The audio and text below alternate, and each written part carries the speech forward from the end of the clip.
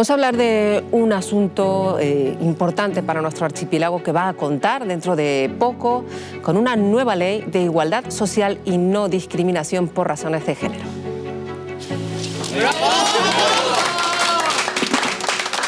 14 colectivos y todos los grupos parlamentarios han firmado un documento que modifica la ley del año 2014 que quiere garantizar la no discriminación del colectivo LGTBI y su plena integración social. Representantes del colectivo confían en que la norma pueda aprobarse cuanto antes y además que se haga por unanimidad.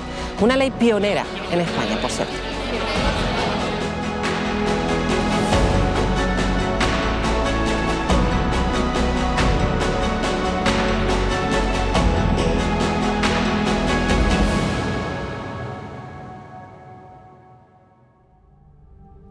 Este fin de semana hemos asistido a varios casos de ataques homófobos. Uno de esos casos ha tenido lugar en el Puerto de la Cruz, en Tenerife, contra su alcalde. Se trata de una pintada que se ha hecho precisamente en una campaña para acabar con la LGTBI-fobia. Y que tienen síntomas claros de LGBTI-fobia, pero que todo se puede curar con educación. Canarias tiene nueva ley trans. La ley sale adelante por unanimidad. Señorías, 66 votos emitidos, ningún voto en contra, ninguna abstención, 66 votos a favor. Queda aprobada por unanimidad la votación del preámbulo y como consecuencia de ello, señorías, queda aprobada por unanimidad del Parlamento de Canarias la PPL 0063, dictamen de Comisión de Igualdad Social y no discriminación por razón de identidad de género, expresión de género y características sexuales. Enhorabuena. De normalizar esta basura. Eso es una locura propia de fanáticos. Vosotros ya no hacéis mal de por sí, ya no hacéis mal. Corta de miras. Van en contra, esta ley van en contra de los derechos de las mujeres que se consiguieron a través de las leyes propugnadas por el feminismo. Y lo que es más grave, se aprobó por unanimidad en el Parlamento canario. ¿Quién está peor? ¿Tú que te piensas que eres una mujer o yo? Para mí eres hombre, marón. Me da bastante vergüenza lo que estáis convirtiendo el país. Enfermos.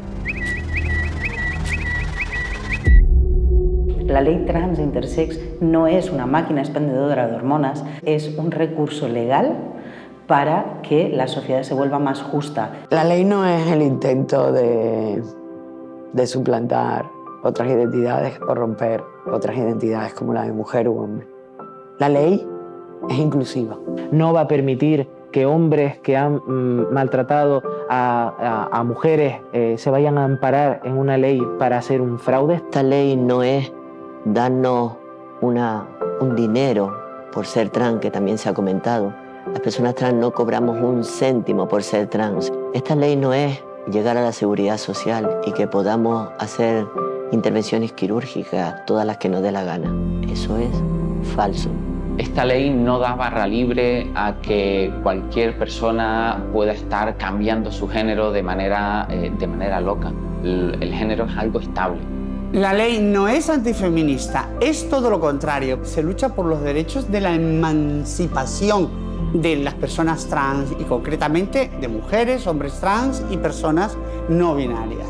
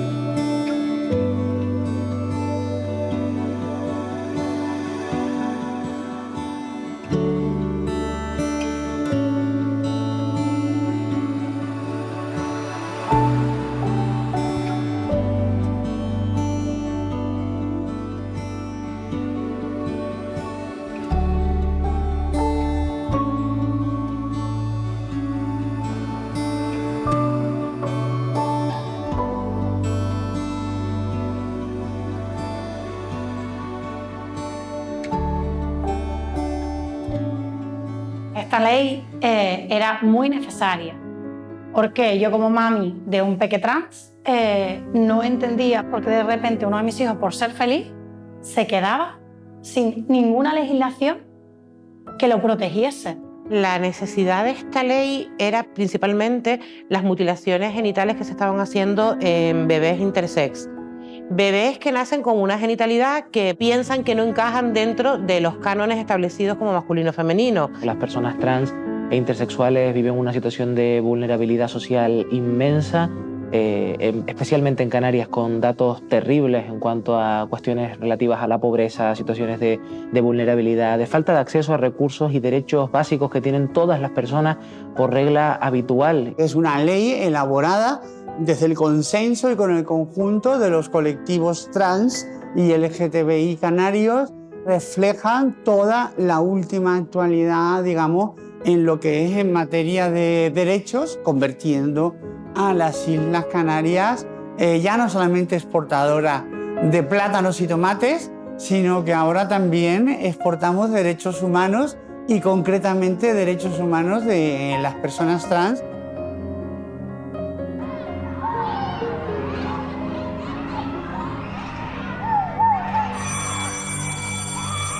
En ese tema, Canarias efectivamente está por delante antes de las leyes, porque la sociedad canaria es más tolerante en general que la sociedad peninsular.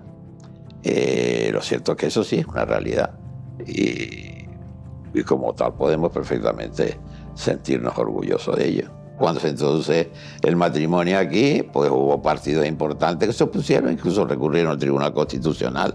Y eso hacía que si un diputado o un alcalde de un partido X celebraba un matrimonio de dos personas del mismo sexo, estaban ya arriesgándose ellos, porque era la mentalidad que existía. No basta con cambiar las leyes, hay que cambiar la cultura, la opinión pública, y eso es una tarea de formación, de educación y de política de los medios de comunicación también, que ha contribuido a que, diríamos, España se haya colocado en una posición de vanguardia en este terreno a nivel mundial. La ley era imprescindible.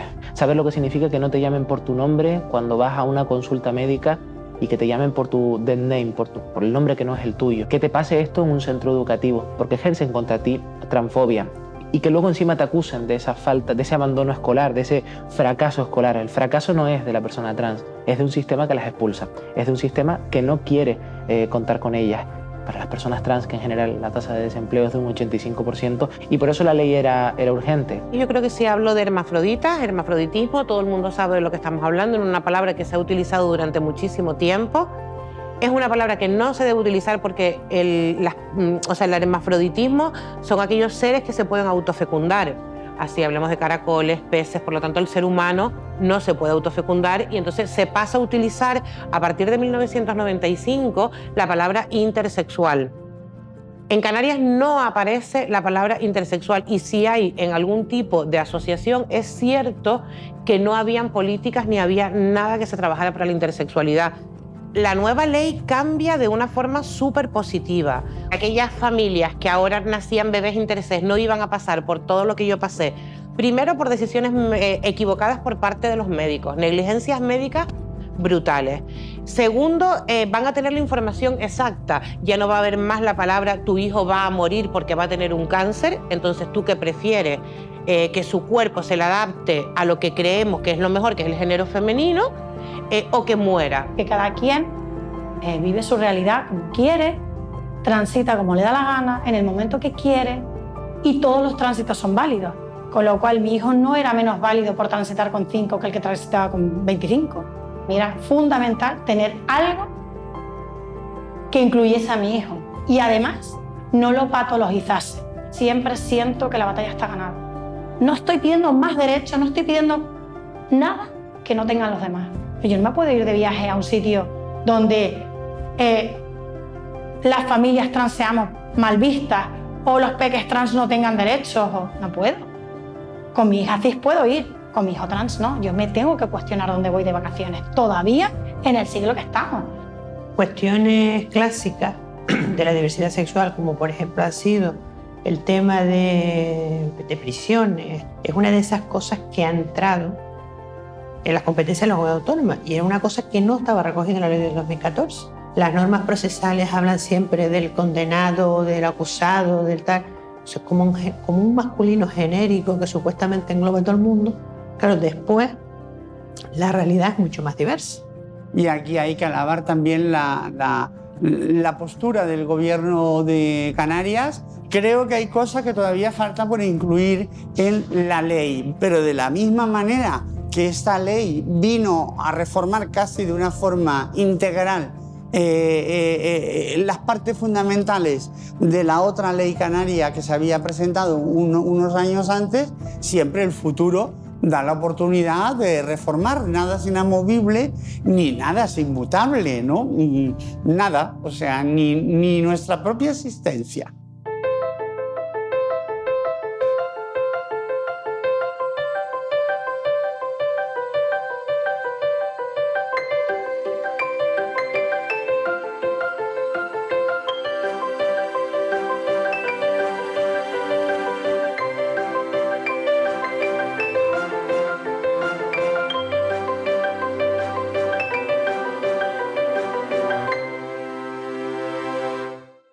Mi máxima demanda como persona trans no binaria es fundamentalmente que en mis documentos de identidad no tenga por qué aparecer mi sexo de nacimiento y evidentemente no se me asigna un género.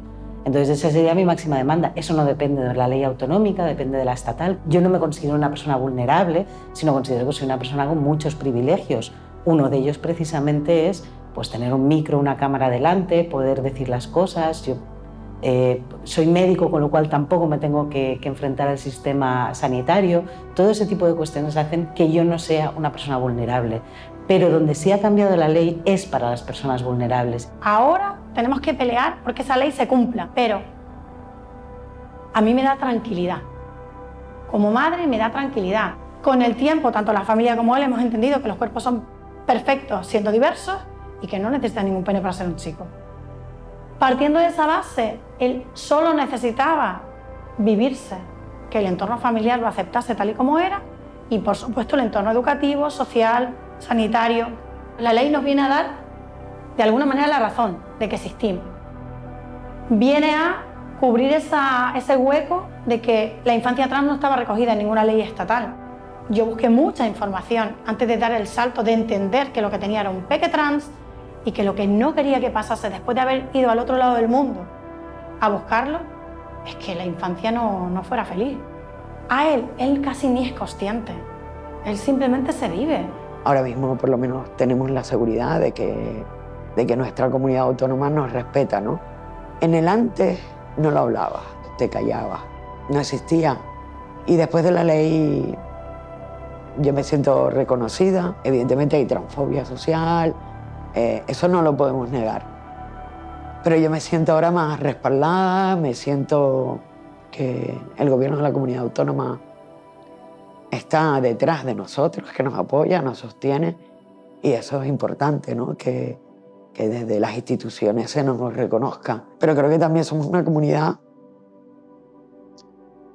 en la que yo no tengo miedo a vivir, en la que me encuentro feliz y en la que siempre he visto mis derechos reconocidos. Una vez lo ves publicado en el boletín, cuando en realidad sientes la tensión, el abismo de decir, pues ahora el trabajo ya, sus señorías hicieron lo suyo, no sin pasar un tiempo de por medio y mucho trabajo y esfuerzo para convencerlas, pero el trabajo ahora está de nuestro lado y salimos en las noticias un día, el día que se aprobó la norma, todos llorando y muy contentos, pero al día siguiente las puertas de los colectivos LGBTI se vuelven a abrir y vuelven a entrar gente que no para de tocar el timbre y de tocar la puerta. Una de las realidades más importantes que se ve es lo del cambio de la tarjeta sanitaria. La Administración Pública Canaria te reconoce tu nombre sentido y tu género sentido. Esto es algo que no pasaba en ninguna administración pública y que el Gobierno de Canarias, con esta ley, ha aceptado de manera inmediata. Hay otras realidades como la creación de la unidad TransCan, que son unidades específicas para personas trans. Y por supuesto, una de las cosas más importantes es que a las personas trans no se les trata como personas enfermas. Aquí sí han quedado cubiertas todas las perspectivas y todo el horizonte que se ha marcado en que esto siguiera adelante en unos momentos muy absurdos y extraños que estaba viviendo y que sigue viviendo este país, del negacionismo de los derechos de las personas trans. De pronto, con todo este discurso transodio y transexcluyente, te ves a teóricas madres defendiendo el derecho de curar a sus hijos trans y que dicen que tener una hija lesbiana no pasa nada, que eso lo ven bien, pero que tener un hijo trans de pronto se ha convertido en algo terribilis, que diría Isabel II.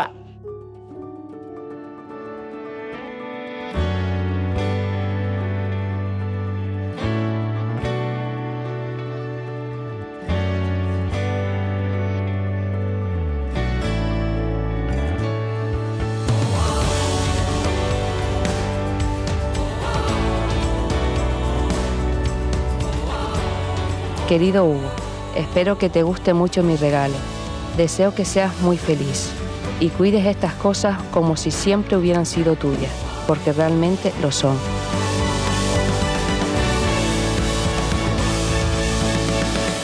Puede que el camino sea difícil, largo o cansado, pero recuerda que no estás solo. Hay gente que te quiere. Te doy mi nombre, con amor, Ariadna.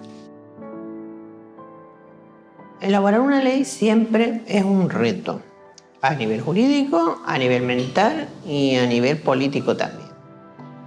Sobre todo cuando se trata de leyes integrales. Entonces, cuando tú te estás tratando con un tema de desarrollar derechos humanos, tienes que coger y buscar sobre todo consenso, desde el punto de vista ya no solo político, sino desde el punto de vista jurídico, y fundamentarlo.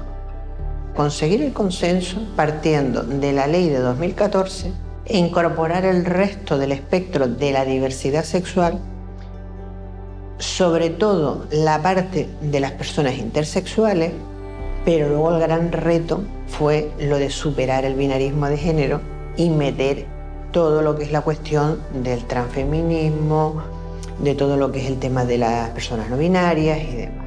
Y el gobierno se sentó con nosotras, querían reformar la ley 8/2014 y nos dieron 2 folios poniendo sobre la mesa, esto es lo que queremos que se apruebe.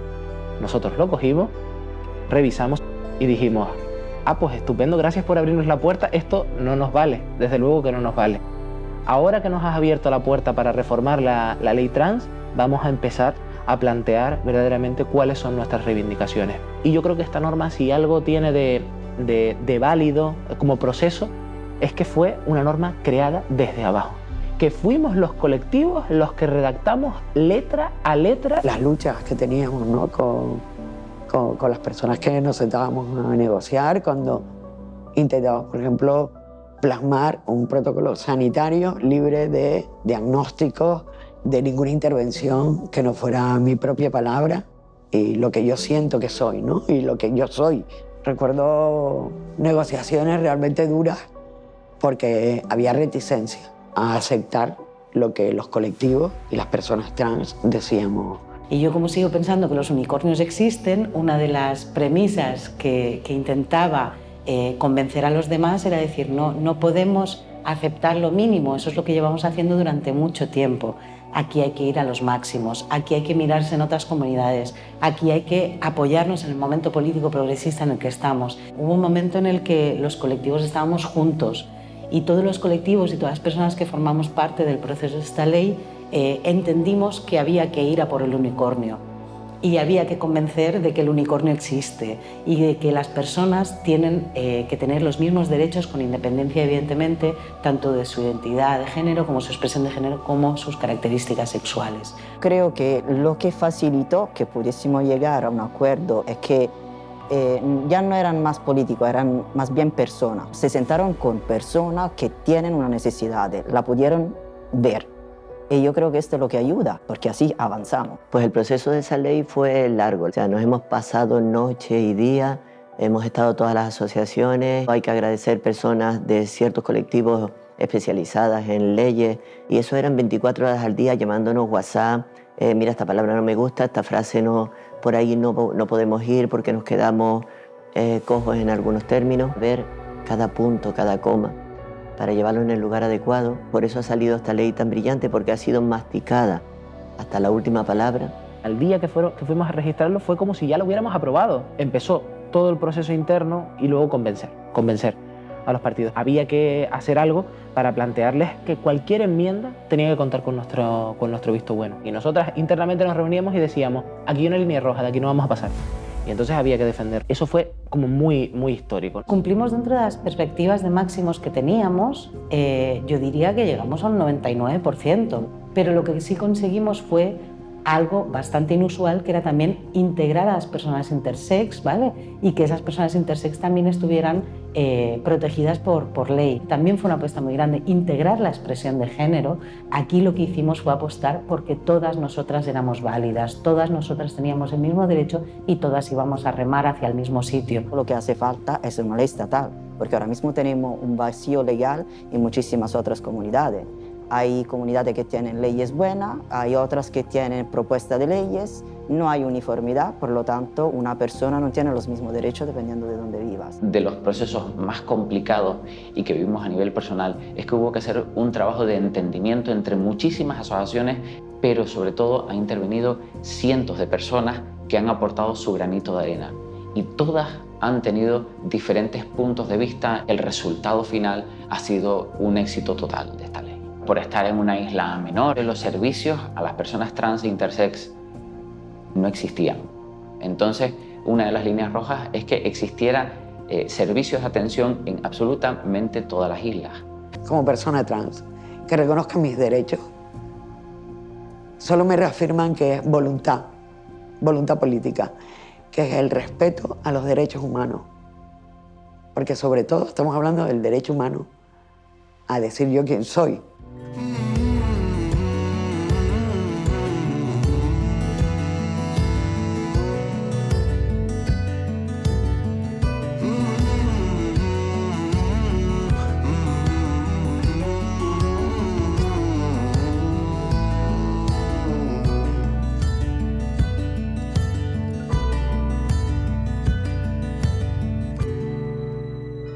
Pero sí es verdad que hace falta una ley estatal que ayude en la educación, que ayude en el ámbito sanitario, que ayude en el ámbito social, porque son personas con muchísimos problemas sociales, educativos y médicos sobre todo, ¿no? Cuando yo empecé en el activismo, yo unía dos grandes cosas, ¿no? Digamos, la defensa en pro de los derechos de las personas LGTBI, a la vez que unía pues, mi formación poco a poco en medicina. Cuando empecé a ver cómo algunos compañeros y compañeras estaban pasando por los procesos de psiquiatrización, nos contaban cómo tenían que pasar, por ejemplo, por una cosa que se llamaba el test de Minnesota, un test de casi 100 ítems, ¿no? Donde te preguntaban algo así como ¿te gustan las revistas de flores o de mecánica?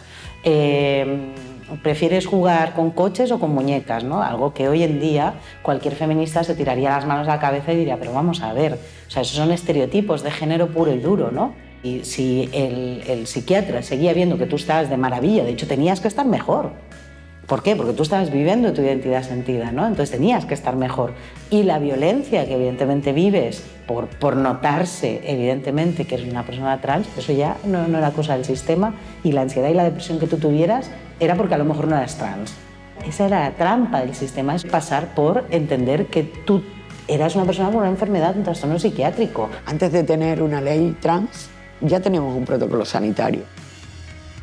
Además, hecho con las personas activistas de Canarias. Yo recuerdo cuando nos reuníamos con el Servicio Canario de Salud a trabajar ese protocolo trans. Y la primera reunión era, ¿qué queremos? Te estoy hablando del año 2005, 2006, 2007. Muchas personas trans no acceden al ámbito de la salud, a las instituciones sanitarias. ¿Por qué?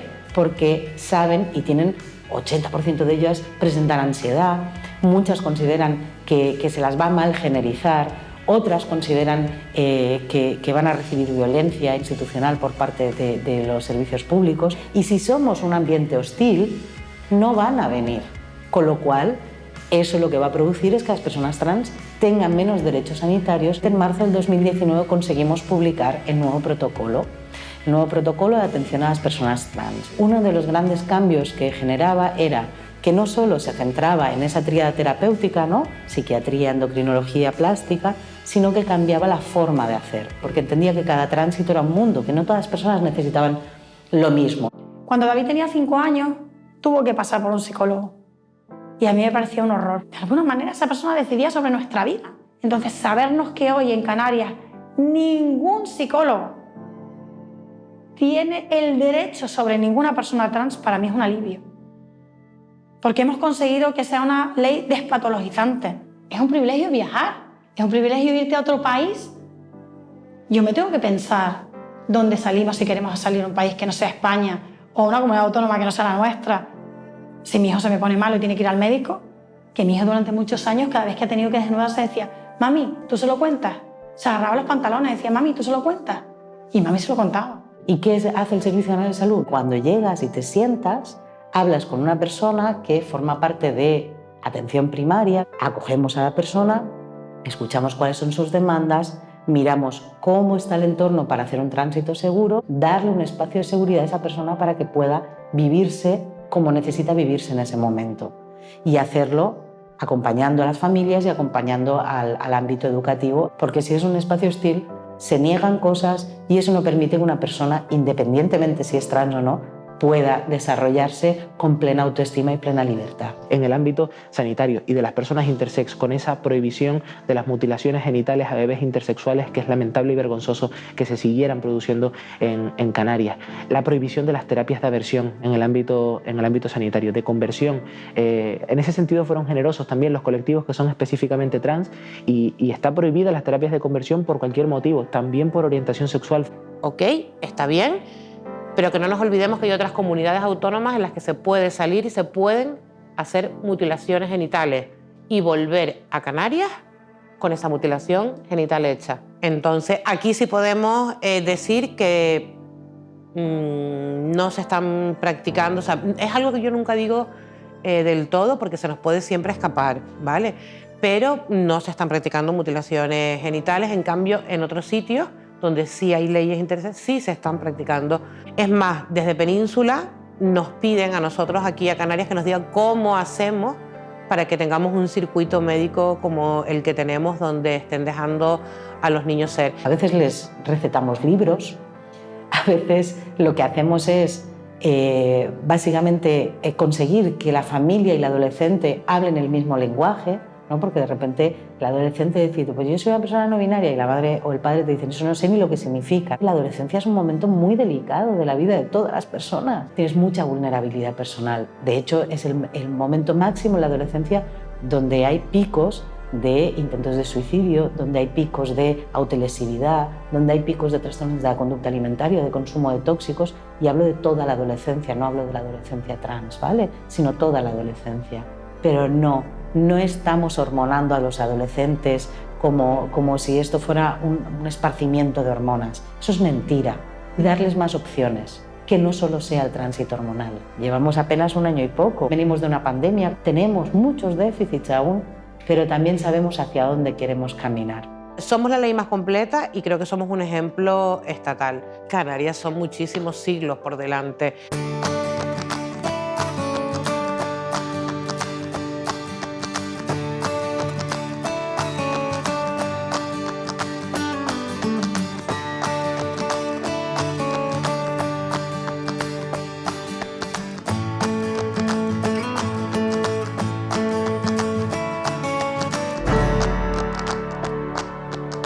Creo que para acabar con el estigma, los estereotipos, necesitamos mucha educación y formación, porque a veces voy al cole, me dan esta formación y llego a mi casa y encuentro otra realidad distinta, que es LGTBI-fóbica y demás. Las escuelas de madres, padres, creo que es importante profundizar ahí, creo que es importante hablar, y también desde distintos ámbitos de la sociedad, como la televisión.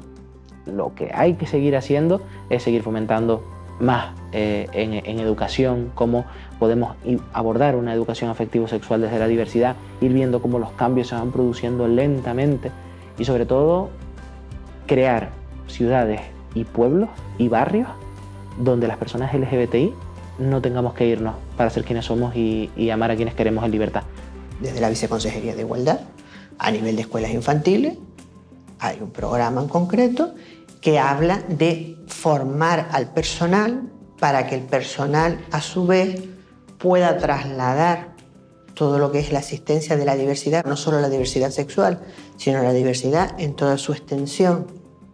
superando el concepto ese asistencial de la discapacidad como únicamente el tema de las discapacidades intelectuales y físicas, sino todo lo que es la diversidad en general. Doy charlas en los institutos y en los coles. Hablo de diversidad, pero la diversidad llevada a un amor propio, una autoestima. Voy fluyendo y voy hablando, voy viendo también los chicos, las chicas, o en este caso las chicas también, pues cómo van o qué conocimiento tienen, qué creen que es la libertad. Entonces también les pongo un poco en la tesitura de que piensen ellos qué es la libertad, para que cuando pues digan lo que sea, yo digo, pues para nosotros es eso, ser trans. Intento que empaticen con nosotros, ¿no? Aunque no sean del colectivo, pues que pueden llegar a empatizar. Siempre al final viene alguien a decirte, hey, gracias por lo que haces en redes sociales, me ayuda mucho y tal. Y al final no eres consciente de todo lo que haces hasta que viene una persona y te lo dice con esa cara de emocionado y te llena el alma. Conviene saber que en la historia, desgraciadamente, la humanidad avanza, pero también da pasos atrás. Ahora en el terreno político europeo estamos viviendo un momento de paso atrás lamentable. Pensar, por ejemplo, que surjan brotes homófobos en países con una cultura tan amplia como puede ser Alemania o Austria, debería hacernos pensar a nosotros también que no solo con buena educación y buena cultura el problema está resuelto. Es un problema que lo llevan algunos las entrañas y ese odio, esa exclusión, siempre están ahí y hay que estar prevenidos y contribuir a que esa mentalidad quede reducida al mínimo. El programa Bicácaro, esto se trata de formar al personal para que el personal lo tenga presente y no esté reproduciendo los estereotipos. Se considera que como la educación es el ámbito donde se tiene que trabajar ya no solo la igualdad y la conciencia de las cosas de hoy, sino también de mañana, porque en algún momento hay que cortar la cadena y evitar que se sigan perpetuando historias. Como decía nuestro querido Pedro Cerolo, educación, educación, educación.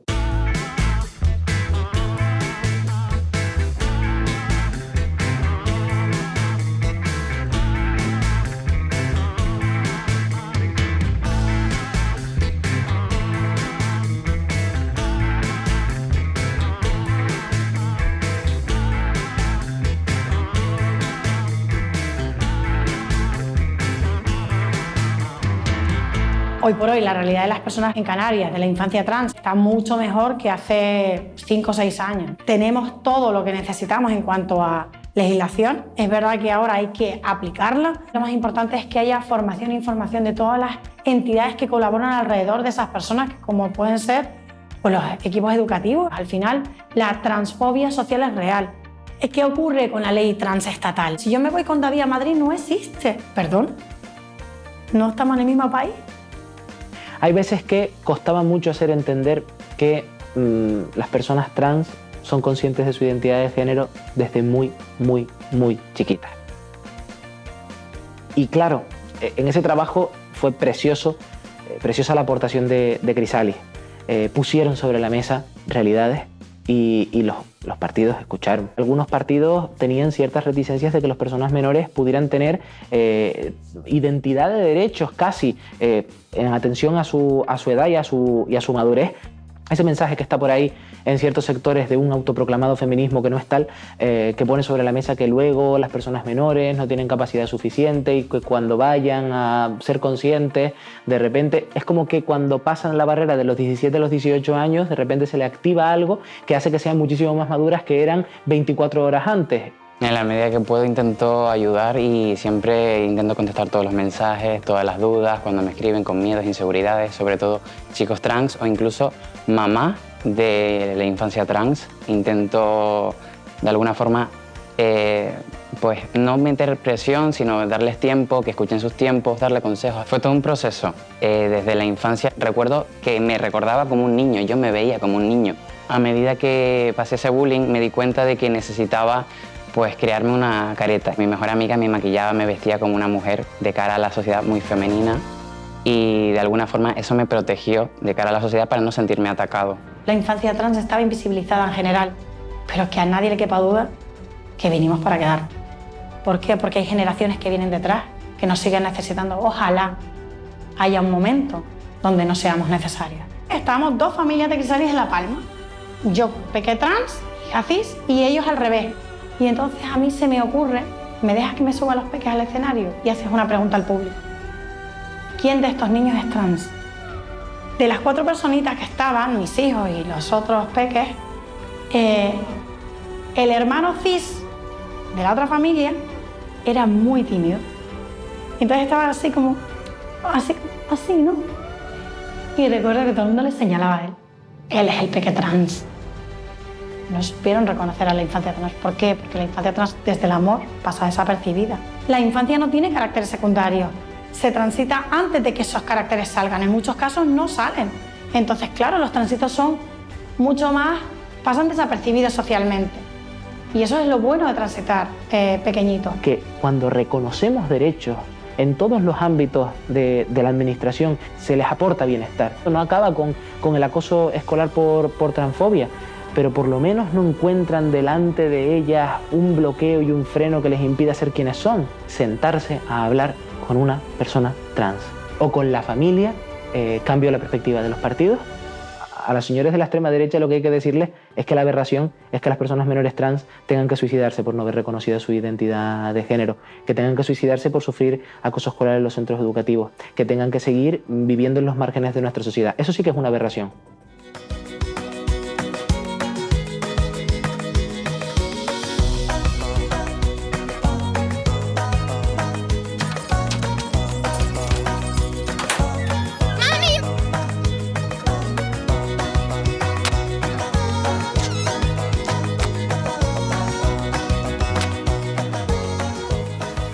Y yo lo que sentí era mucho coraje, mucha rabia.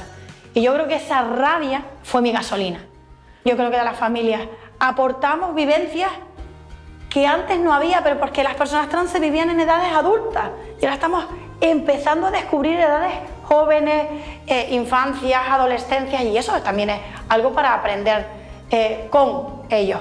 Siempre y cuando entendamos que los ritmos los marcan las personas trans, las personas cis que acompañamos, por favor, al lado, escuchando, queriendo aprender, queriendo ser los mejores acompañantes que podemos darles desde el amor, porque es el único ingrediente que necesitamos. Entonces, desde el amor a mi hijo, pero desde la rabia social de cómo es posible que estemos así, que mi hijo es verdad, ya llegó, tiene 5 años y está creciendo y ustedes no se mueven, no puede ser. O sea, no se le puede ir la infancia y yo peleando por una ley que él necesita para vivir. Y yo creo que esa rabia es la que hizo que me pusiera en primera plana, sin saber el poder social que teníamos las familias. Gracias también a las familias que se están dando cuenta que no es importante estas operaciones. La pandemia, si algo nos hizo ver, fue que todo este tipo de operaciones se paró. Entonces los peques podían seguir avanzando sin ese tipo de operaciones gracias a estas familias que están dejando ser. No siempre las personas intersex tienen que transicionar, hay personas intersex que están de acuerdo con su género al nacer, entonces simplemente es dejarles. Entonces unas gracias inmensas por el avance tan grande que ha habido en la comunidad intersex de cómo comenzó a la palabra hermafrodita a cómo está ahora. Niños que están creciendo con una genitalidad hermosa, divina y preciosa sin tocar, con unas familias que están respondiendo a ello. Yo estuve en el Senado. Esa intervención hizo lo que tenía que hacer y es dar cara y visibilidad a las familias que estábamos aquí ya. O sea, que no somos una invención de nada. Y eso yo creo que de alguna manera marcó un paso en positivo. Yo recuerdo a Carla, pues de alguna manera dar las gracias a la familia, ¿no? Que dábamos ese paso adelante, ¿no? Pero yo sin duda alguna tengo que agradecerle a ella. Para mí es la gratitud infinita porque sin duda ellas son las que movieron esto. Que me decía Carla, Eva, no podemos quedarnos quietas. Siempre va a haber alguien que va a querer quitarnos nuestros derechos. Y aquí vamos a estar las familias. Necesitamos más familias activistas, necesitamos más familias que den la cara, necesitamos porque hay muchas realidades. Tenemos que unirnos y acompañarnos todos en un mismo proceso para llegar a un mismo fin, que el fin es diversidad, unidad, acompañamiento. Si estás acompañado tienes amor, porque muchas personas trans no tienen acompañamiento familiar. Puede proyectarnos hacia un futuro pues, mucho mejor y más tranquilo entre todos y todas y todes.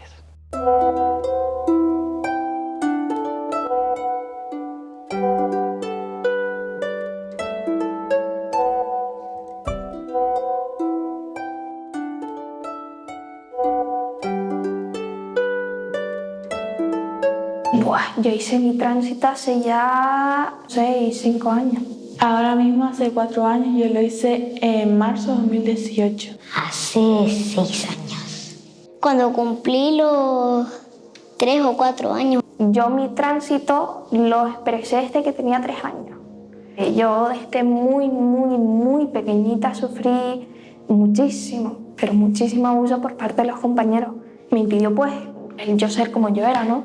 Hasta que un día con 9, un día de fin de curso, yo no soportaba más y yo no quería seguir acá. Esa noticia fue a mis padres y de ahí fuimos a un psiquiatra y tú no quieres vivir por esos abusos o porque tú realmente no eres lo que eres. Y así fue. Mi tránsito fue la verdad que bastante complicado y rápido. Creo que fue un miércoles cuando hablé con la psiquiatra. El viernes ya estaba Eva dando la charla en el instituto. Un día falté al colegio, fue la asociación a dar una charla a mi clase y a demás clases del colegio. Yo mientras me fui a teñir el pelo, me fui a comprar ropa nueva y después al día siguiente ya fui al colegio con ropa de chica normal, como yo soy una chica. Estaba súper feliz. Estaba antes, pero como una energía más grande. Yo estoy con los videojuegos ahora mismo, pero realmente en un futuro me gustaría meterme al ejército. Profesor, o puede que sea de niño o de boxeador. Básicamente me gusta el teatro. No sé, tengo muchas opciones. Peluquera como mi madre, escritora o psicóloga.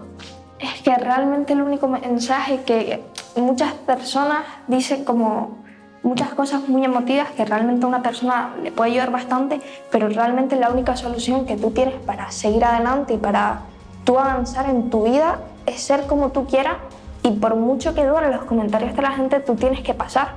Tienes que ser un poco egoísta en ese ámbito, tienes que pensar más en cómo tú puedes ser feliz a cómo puedes hacer feliz a los demás. Que no tengan miedo por decir quiénes son y que sean libres de expresar, de hacer lo que ellos quieran y que nunca se agobien por nada ni por nadie, ¿vale? Porque eso le va a hacer mal a ellos.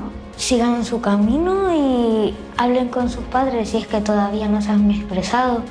Y si llegan a expresarse, pues si los padres espero que los lleguen a entender, como me pasa a mí y a un montón de gente. Que luchen por lo que quieran ser.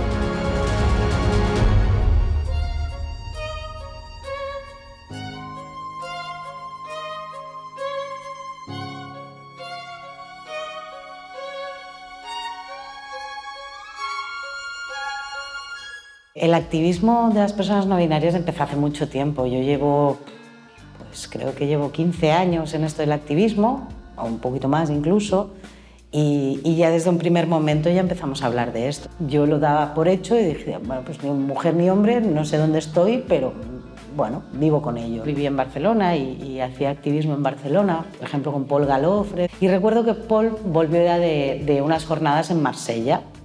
Y entonces me dijo, mira, Iona, es que yo soy trans y soy una persona no binaria. Pues yo me quedé así y le dije, pero ¿y eso qué es? ¿No?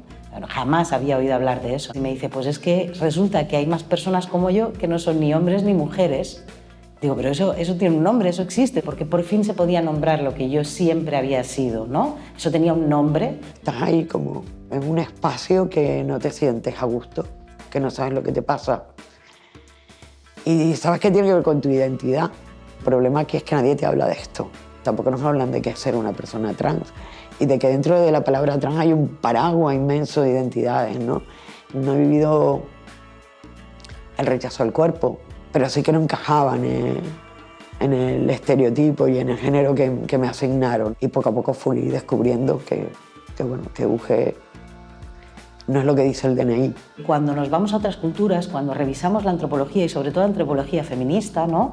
La antropología feminista, cuando empieza a revisar otras culturas, nos dice que, oye, que esto que pensábamos que hombres y mujeres no era la estructura social natural, no solo hay dos sexos. ¿Hay dos sexos mayoritarios? Sí, pero no hay solo dos sexos. En México hay toda una cultura que tiene que ver con, sobre todo, habitualmente son machos, vamos a decirlo así, ¿no? Machos de especie humana, que se van culturizando poco a poco y van adquiriendo una expresión de género más femenina, pero siguen siendo hombres integrados. Existen otras culturas, por ejemplo, existen los two spirits. Estamos hablando de personas que integran lo que llaman el espíritu de la feminidad y el espíritu de la masculinidad en la misma persona. Es lo más parecido a lo que en nuestra cultura hablaríamos de la androginia. Pero en la Polinesia tenemos otros ejemplos. En Japón, en África tenemos más ejemplos. Las galas en Mediterránea también eran un ejemplo, ¿no? de la posibilidad de ser una persona de lo que hoy consideramos trans, no binario, en la sociedad.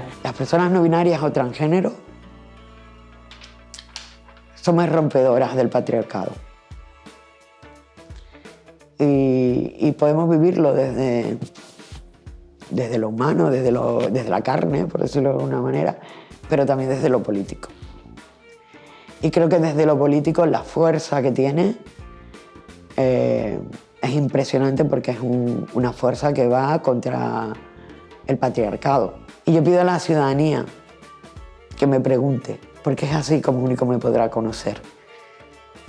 Y verá que, aparte de mi identidad, soy muchas más cosas. Y que no soy la amenaza ni de nada, ni de nadie. Y creo que es lo que tenemos que buscar, la empatía, pedagogía con la sociedad, y sentarnos, dialogar, hablar, conocernos. En nuestra cultura, las personas no binarias somos las raras, como las que venimos al borrado de las mujeres y qué sé yo qué más. Aquí no se trata de borrar a nadie.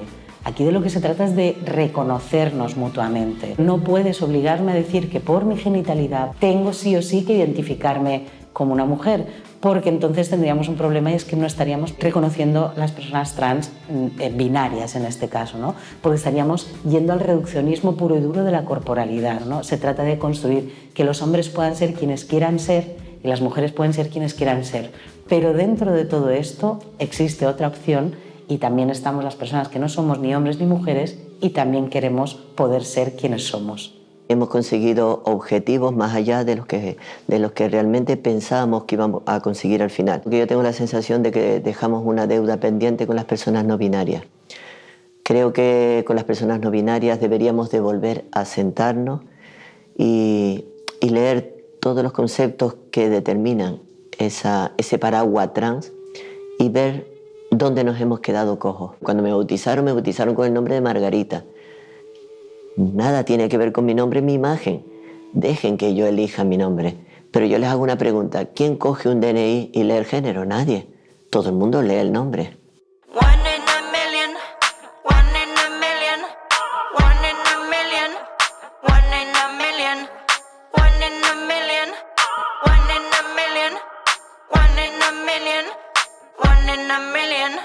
La ley del 2001 partía de vamos a tratar no solo de personas transexuales, sino que vamos a hablar de la diversidad como una circunstancia que afecta a más gente y que así, más allá de las etiquetas, abarca todas las posibilidades.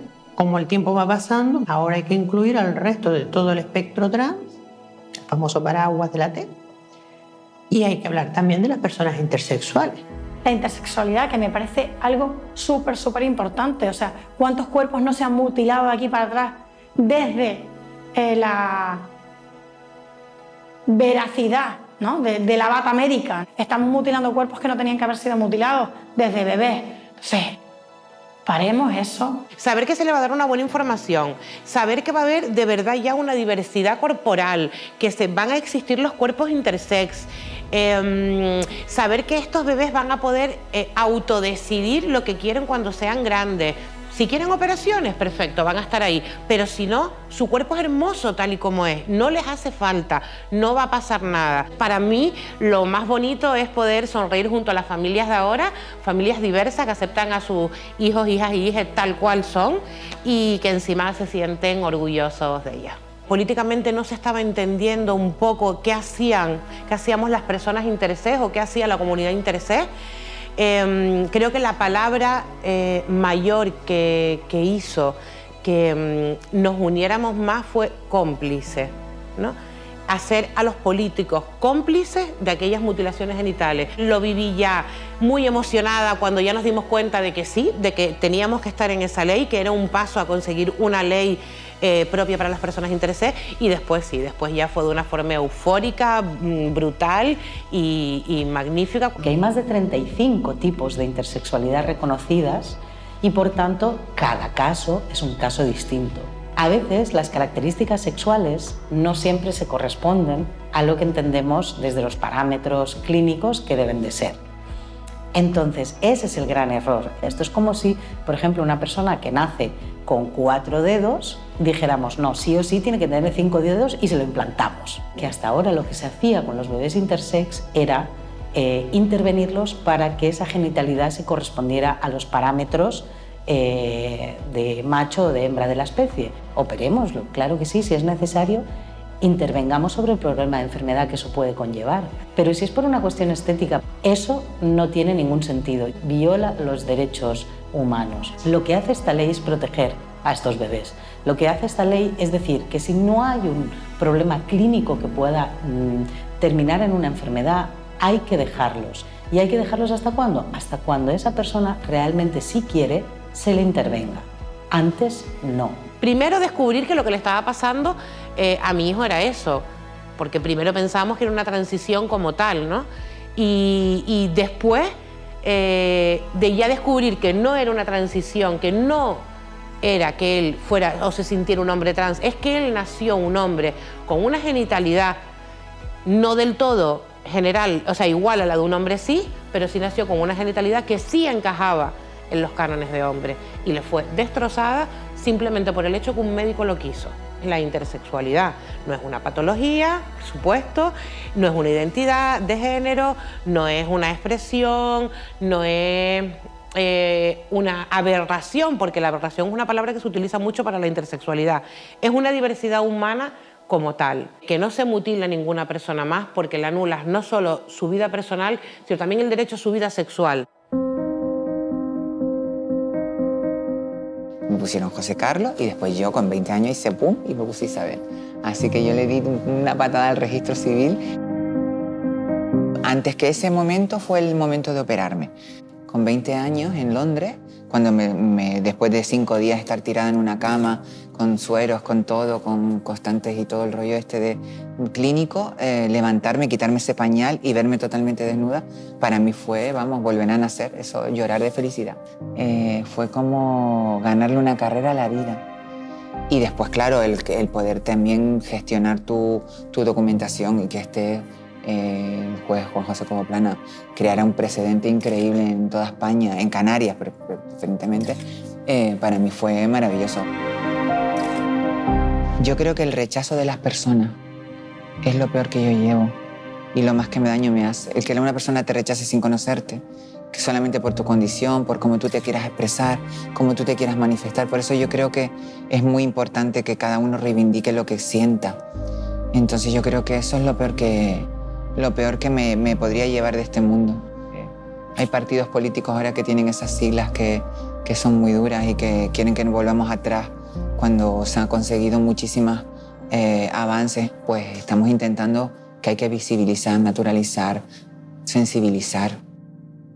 Por razón de los años que tengo, pues he vivido mucho y he podido comprobar lo que significa el cambio de la legislación en este terreno, porque partíamos de una situación en la que todo lo que fuera hablar de la identidad sexual era entrar en un terreno muy peligroso. El temor, además, a la opinión pública, si se enteran fulanitos, si se entera mi familia, todo ese clima es un factor que a veces no se le da la importancia que ha tenido y que han configurado casos de auténticas frustraciones en la vida personal porque no han sido capaces de aguantar, han vivido, diríamos, de escondidas, y eso no es una forma digna de vivir. La dictadura franquista estableció mediante una ley, la de vago y maleante, que de ahí pasó a considerarse que la persona que estuviese, diríamos, en el ámbito de lo que hoy simplificaríamos la palabra mariquita, era un ser peligroso. Yo creo que las personas trans y las personas LGTBI, concretamente las personas trans, porque éramos muy objetivo y carne de cañón por nuestra propia visibilidad de aquellas leyes que nos perseguían y encarcelaban, es que de alguna forma aprendimos a convivir con un pie en la legalidad y otro en la ilegalidad. Desgraciadamente, muchísimas personas se quedaron por el camino, víctimas de la pandemia del SIDA o víctimas de los desarraigos familiares, los ostracismos sociales, donde no pudieron regresar a sus casas nunca, donde terminaron víctimas de las drogas, muchas, demasiadas amigas, diría yo, que se quedaron por todo este camino. Y entre medio personas que también supimos digerir y digamos, escupir todo aquello que nos estaba ensuciando y manchando por dentro y reconvertir todo ese tipo de situaciones. Muchas veces lo digo, o sea, parafraseando el libro del Lute, era un camina o revienta. Camina o revienta. Yo que participé en la transición, me acuerdo que en la reunión que tuvimos con un representante del ministerio franquista, me preguntó, ¿ustedes qué quieren? Nadie abordó estos temas. Es decir, se habla de la libertad y con eso ya se resolvía todo. No era así tan sencillo. El tema sexual seguía con una visión absolutamente puritana. Diríamos que era la nueva Inquisición. Cuando las primeras leyes que se hacen, básicamente la Constitución, si el artículo 13 establece la identidad y la igualdad de todos los españoles con independencia de su identidad sexual, el derogar todo ese viejo pasado solo se produce ya comenzado en los años 80. De hecho, en España las primeras sentencias y demás que hablaba pues de que las mujeres transexuales eran ficción de hembra, incluso, o sea, haciendo obligatorio el reconocimiento forense en plan de desnudarse, midiendo centímetros de vagina y que fuera practicable. Esto va contra la dignidad, libre desarrollo de la personalidad y todo lo demás que está recorrido en la Constitución. Más o menos empezamos a trabajar el tema para hacer una ley en España que recogiera por lo menos el tema del DNI. Entonces de ahí salió la Ley 3/2007, que es la que reconoce el cambio de nombre en el registro civil. Y luego la ley que se convirtió en la ley del 2014. La ley del 2014, con la que yo no me sentía nada identificada, con lo cual yo creo que, siendo aquello un logro, eran las bases fundamentales para esta ley. Mi hijo no tendría la vida que tiene si no llega a haber personas trans y LGTBI en Canarias en los años 60, 70, 80. Es una realidad. Mi hijo se vive una infancia feliz gracias a las tortas que se llevaron, a los golpes y al dolor de otras personas. Y hay que ser súper agradecido. Yo creo que socialmente siempre voy a tener yo personalmente y la sociedad, ¿no?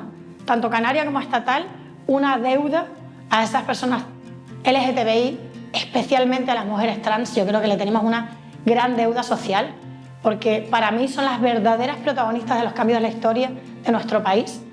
Así que a las que están y a las que no están, gracias infinitas. Yo me fui a Gran Canaria y de allí ya me vine a la península, regresé, volví y ya en el 79 me quedé aquí en Madrid. Además, en una época donde estábamos perseguidas oficialmente por leyes. Primero la ley de peligrosidad social, que esta no se derogó hasta el año 1988. Comencé a militar en el Partido Socialista. Desde allí fui coordinadora del área trans del Grupo Federal de LGTBI del Partido Socialista, cuando José Luis Rodríguez Zapatero fue elegido y donde tuvimos una oportunidad única con Leire Pajín, con Pedro Cerolo, y a mí me cupo el orgullo de participar tanto en el matrimonio igualitario como la ley de identidad de género primigenia del año 2007, que marcó un antes y un después en los derechos de las personas trans, de la no necesidad de una cirugía genital. Yo nací en el año 1965 y claro, mis padres, mi entorno no entendía ni siquiera que pudieran gustarme las mujeres. Entonces decirle a mis padres en aquel momento que era lesbiana, pues se armó la de Dios. Imagínate que yo le contara a mis padres que soy una persona trans.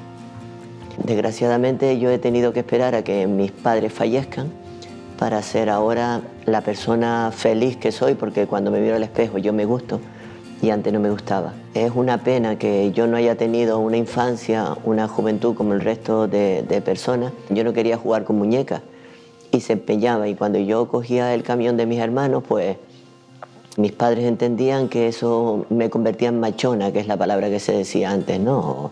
O una palabra horrible, que a mí me lo parece, que es tortillera. Ni era machona, ni era tortillera. Soy y era, siempre lo he sido, un hombre, y me he perdido toda mi niñez y toda mi juventud por contentar a mis padres. No lo hagan.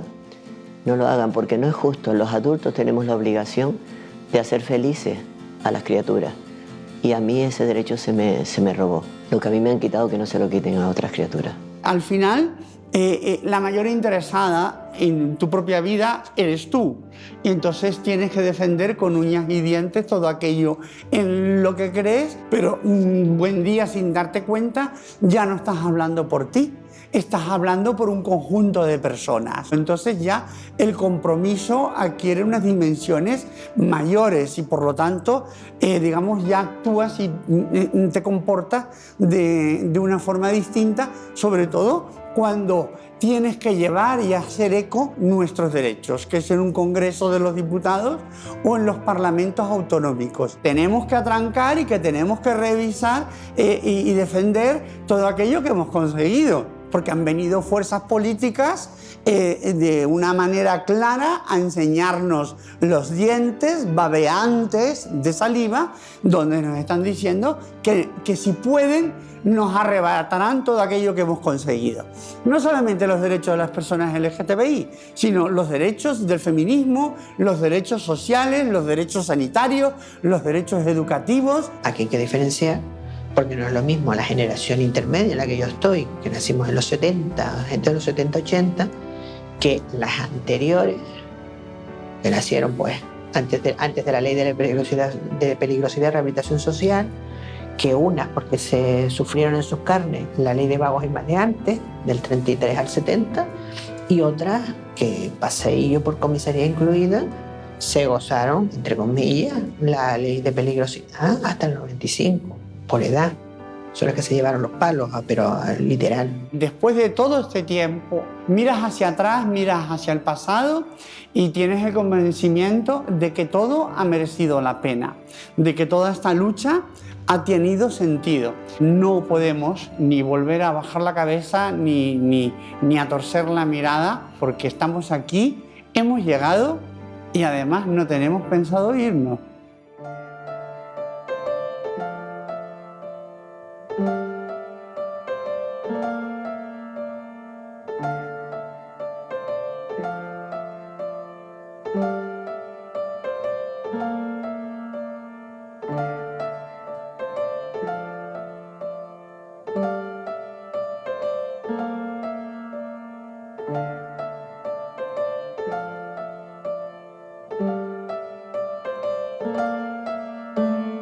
La cuestión del lenguaje inclusivo es una de esas cuestiones donde entra mucho el tema ideológico y donde entra el tema de las ideas preconcebidas y donde entran también las posturas políticas. Tiene de por sí la etiqueta como que es una cosa de la izquierda y al final se convierte con eso en blanco fácil de gente que ni siquiera lo reflexiona y que muchas veces se ampara en el tema de la tradición y en el tema de, como siempre se ha dicho así, que si el uso del masculino genérico, como toda novedad, que siempre encuentra una resistencia. No se puede seguir haciendo sombra a la mayor parte de la gente, tampoco se puede coger y dedicarse uno a sistemáticamente a negar la realidad, que es la diversidad. Hablamos en masculino genérico y nadie lo cuestiona. Oye, pues es un aprendizaje. La sociedad que tenemos hoy, el lenguaje que tenemos hoy, no es el mismo que hace 50 años. Pues igual dentro de 50 años es más inclusivo y así debe ser. Es muy importante también que si te sientes bien cuando nos dirigimos a ti, no como mujer ni como hombre, sino utilizando la E, pues es muy importante que nosotros lo hagamos. Porque la importancia del lenguaje inclusivo es hacer sentir bien a la otra persona. No creo que cueste tanto hacer sentir bien a otra persona. El lenguaje es importante, lo que nos distingue de los animales, entonces hay que utilizarlo propiamente y para que la gente se sienta reflejada. Porque en la misma ley yo quería que se viese reflejado que es un hombre trans. Entonces yo entiendo que una persona no binaria se vea reflejada en el lenguaje cotidiano. Creo que es importante trabajar sobre él, incluirlo en nuestras vidas. El lenguaje es imagen y la imagen, si el lenguaje se cambia, rompemos la imagen, ¿no? y yo me sentiré en algún momento incluida dentro de la sociedad. El lenguaje es diverso y cabemos todas, todos y todes. Que dentro de 5 o 10 años, estas palabras que yo te he dicho van a ir mucho más allá, porque nuestros niños, niñas y niñas vienen caminando a una velocidad muy por delante de nosotros. Pero a día de hoy, el lenguaje tiene que ser ese. Las personas no binarias están cada día en más cantidad todavía. Merecen ser escuchadas, merecen ser respetadas. No somos una carta donde la gente juegue con nosotros. Y ahora mismo en el gobierno central lo estamos siendo. Allá en Madrid tendrán que dar cuenta de todos los cadáveres que dejaron por el camino. En realidad es una cuestión de práctica. Entiendo que utilizar la E a veces es complicado. Yo personalmente utilizo algo que cuando lo empiezas a manejar es mucho más sencillo, y es empezar a quitarle el género al lenguaje. ¿Podemos decir niños, niñas y niñes? Sí, pero también podemos decir criaturas.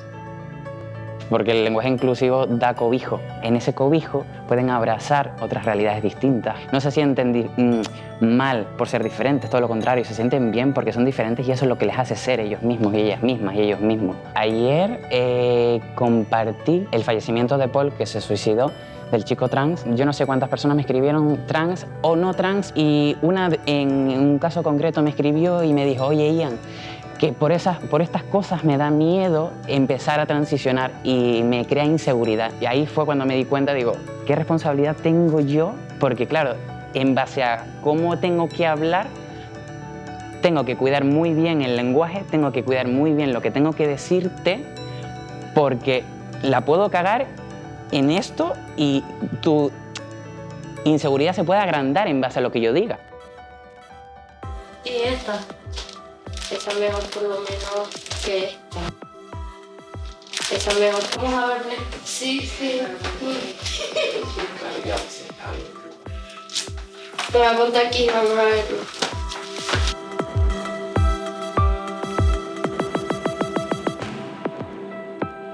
Nuestra perspectiva no ha cambiado desde Stonewall. Nuestra perspectiva es conseguir la igualdad legal, y cuando la hayamos conseguido, seguiremos peleando por la igualdad real. Hay una frase maravillosa de un histórico del movimiento LGTBI, que es Jordi Petit, que dice: visibles hasta llegar a ser indiferentes.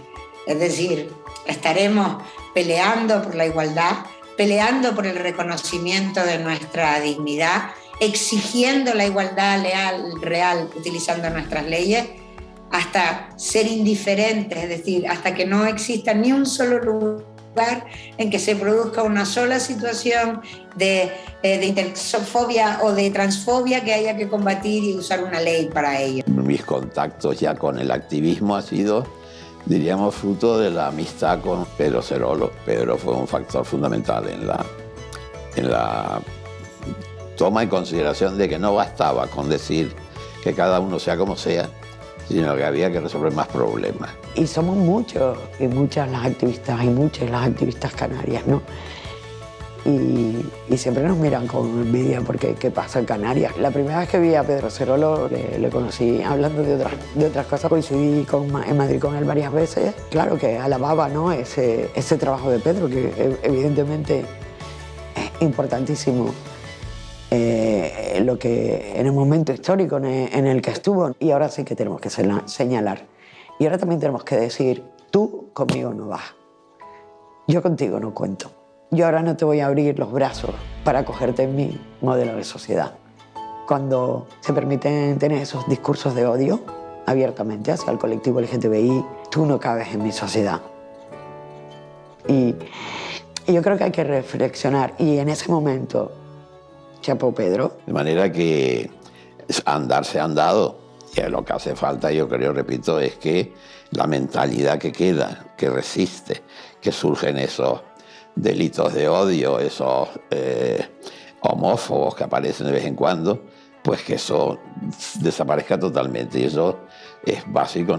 Hoy por hoy yo me siento súper orgullosa. Tenemos referentes transpositivos canarios maravillosos, maravillosas y maravillosos, que son para traer, para llevarlos. O sea, coger la mochila, la maleta y decir: tú para Murcia, tú para Valencia, tú para Granada o tú para Barcelona, porque somos una comunidad autónoma que además nos sentimos orgullosos de las personas LGTBI que tenemos y yo creo que el avance es en positivo.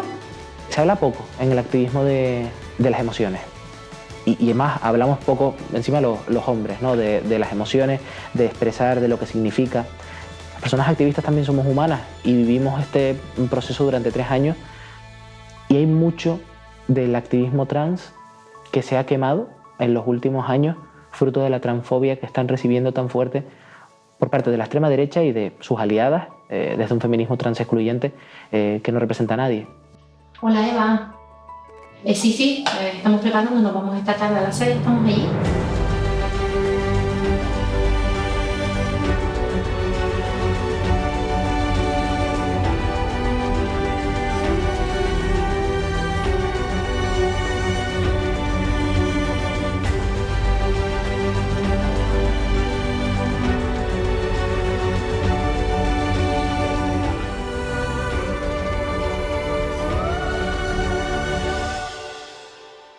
Pues al final lo que yo aprendí en estos 4 años de transición, creo que sí, que la evolución es lo que se ve por fuera. Lo importante es uno mismo, encontrarse, escucharse. De nada te va a servir hacer un cambio físico. Todo solamente es el daño colateral, porque es eso, no es importante, lo importante es el interior. Aprender contigo, escuchar tus emociones, de dónde vienen esos miedos, esas inseguridades, aprender de la disforia que nos ha creado la sociedad, ver si realmente es nuestra o es exterior. Pero un psicólogo, que eso es importante también, no es obligatorio, pero para mí es un apoyo. Y es algo que quiero decir en voz alta porque la gente le tiene miedo. Vivimos en una sociedad que es horrible hacia la diversidad.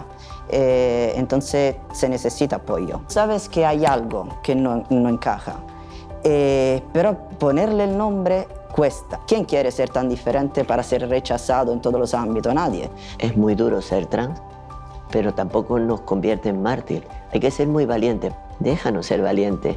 Déjanos enfrentarnos a la sociedad, porque si no vas a esquivar nuestras balas, por lo menos no las dispares. Solo quiero que camines a mi lado. Y tenemos que tener una sociedad con una mente limpia, de respeto, con una visión del futuro donde la paz sea la primera palabra. Solo la palabra paz, la palabra amor, habla del futuro de nuestra sociedad. Y eso, afortunadamente, a día de hoy lo tenemos. Yo estoy aquí para que lo que yo viví no se repita, para lo que yo lloré, no lo llore nadie más. Una de las realidades que le pasaba a las personas trans en Lanzarote es que tenían que salir de la isla. Para que pudieran vivir libremente, teníamos que hacer visible esta realidad. Tanto es así que se han generado muchísimas acciones de visibilización hacia las personas trans, haciendo trabajo para que estas personas no vean la necesidad de que la única manera de expresarse es salir de su tierra, sino que estén orgullosos de su tierra, que estén orgullosos de su pueblo, que estén orgullosos de quiénes son. Canarias tiene la ley más innovadora de todo el marco jurídico de las otras 14 comunidades autónomas que han aprobado legislaciones trans, que no somos conscientes de lo que hicimos. Yo creo que no somos conscientes. Que volveremos a verlo, volveremos a ver aquel vídeo, aquellos cortes en los medios de comunicación, volveremos a ver este documental, lloraremos a rabiar y no seremos conscientes de cómo le hemos cambiado la vida a tantísimas personas. Esto es una realidad, que es al azar, pero igual que te toca un hijo zurdo, igual que te toca un hijo con pecas, es una diversidad, no hay más. Tener un hijo trans a mí me ha permitido ser mejor persona, ser mejor mamá. Yo tardé 2 años en atreverme a saltar a la piscina y yo hoy por hoy le digo a las familias, la piscina está llena de agua, estamos aquí esperando que salte. Salta, no pasa nada. No queremos otra cosa que no sea una infancia feliz. O sea, yo no me estoy inventando y su sentimiento es real, igual que el mío. Entonces, no podemos perder. Yo no puedo fallar a mi hijo.